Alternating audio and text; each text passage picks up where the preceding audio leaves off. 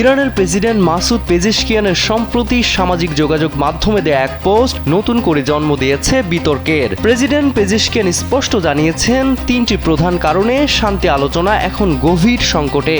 তার মতে প্রতিশ্রুতি ভঙ্গ, অন্যায় অবরোধ এবং যুদ্ধের হুমকি বর্তমান অচল অবস্থার মূল কারণ। যুক্তরাষ্ট্রকে উদ্দেশ্য করে তিনি বলেন, তোমাদের কথা এবং কাজের মধ্যে বিস্তর ফারাক বিশ্ব আজ স্পষ্ট দেখতে পাচ্ছে।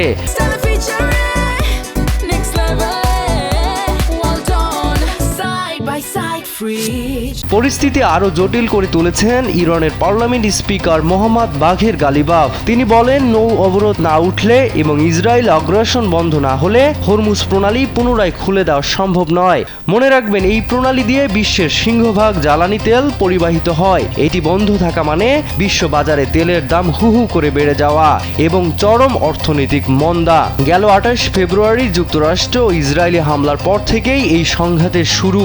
সামরিক ও বেসামরিক স্থাপনায় হামলার জবাবে ইরানও ড্রোন ও ক্ষেপণাস্ত্র দিয়ে পাল্টা আঘাত হেনেছে। এই পাল্টাপাল্টি লড়াই এখন সাধারণ মানুষের জীবনের উপর বড় হুমকি হয়ে দাঁড়িয়েছে।